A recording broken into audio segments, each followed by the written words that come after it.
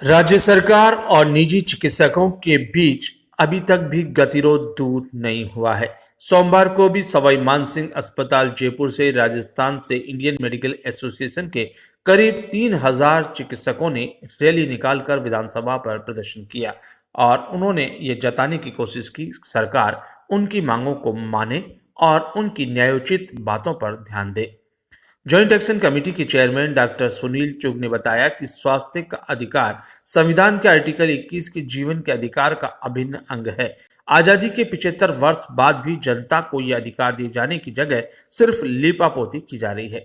सरकार को यह समझना होगा कि अधिकतर रोगी साफ हवा, पानी, स्वस्थ भोजन, स्वस्थ मन, उचित शिक्षा के अभाव में बीमार होते हैं, जिसकी प्रत्यक्ष और परोक्ष जिम्मेदारी राज्य सरकार की है।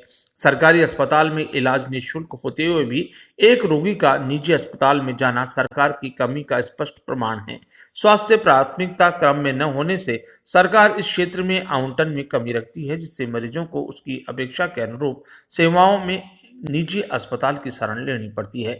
यदि सरकार सभी नागरिकों की स्वास्थ्य संबंधी अपेक्षाओं को पूरा कर पाती तो निजी क्षेत्र की आवश्यकता ही नहीं होती। ज्वाइंट एक्शन कमेटी के media chairman doctor Sanjeev Gupta ने कहा कि सरकार के सभी आला मंत्री और अधिकारी अपनी स्वास्थ्य संबंधित आवश्यकताओं के लिए निजी क्षेत्र का रुख करना इस बात का प्रमाण है कि सरकार न सिर्फ जनता बल्कि अपने मंत्री अधिकारियों की भी स्वास्थ्य अपेक्षाएं पूरी करने में विफल रही है।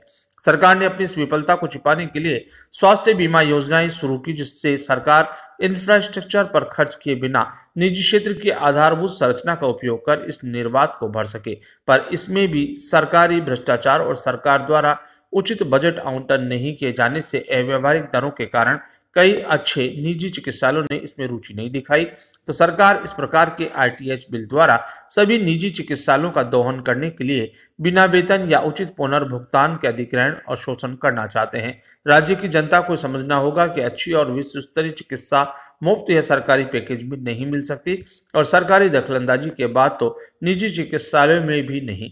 डॉक्टर संजीव गुप्ता ने कहा कि इस आरटीएच बिल से निजी अस्पताल बंद हो जाएंगे और सरकारी सिस्टम से त्रस्त लोगों को कोई राहत नहीं बचेगी। इस प्रकार के जन विरोधी और दमनकारी कानून की एक सभ्य समाज में कोई जगह नहीं होने से इंडियन मेडिकल एसोसिएशन और संयुक्त संघर्ष समिति समेत सभी चिकित्सक संगठनों ने इस आरटीएच बिल को वापस लेने की सरकार से आग्रह किया।